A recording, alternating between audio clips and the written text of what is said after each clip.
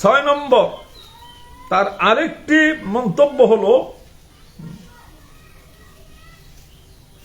মদ খেলে নাপাক হয় না। মদ পান করলে নাপাক হবে কিনা? মদ পান করার সাথে নাপাক হওয়ার সম্পর্ক নেই। আর মদ পান করার পর যদি তার সেন্স ঠিক থাকে তাহলে সালাত আদায় করতে পারবে। এমন কোন সময়সীমা বলা হয়নি যে মদ পান করে এত সময়। মদ খেলে নাপাক হয় না, উজু ভাঙ্গে না। অথচ আল্লাহ পাকের কুরআনে কারীমের দলিল হলো লা তাকরাবুস সালাহ ওয়া আনতুম সুকারা, তোমরা নেশাগ্রস্ত অবস্থায় নামাজের ধারে কাছেও যাবে না।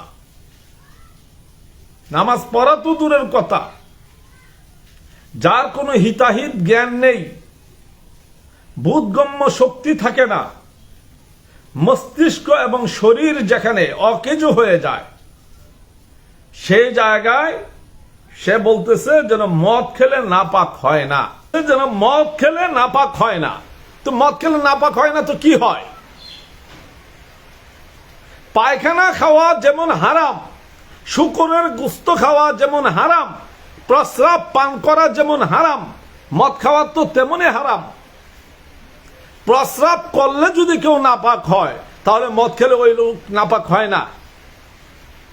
দুদিন পরে এই মৌলবীরাই ফতুয়া দিবে যেন ব্যাংকের সুদ, এগুলো সুদ না, এগুলো ইন্টারেস্টে, এগুলোতে কোনো পাপ নাই।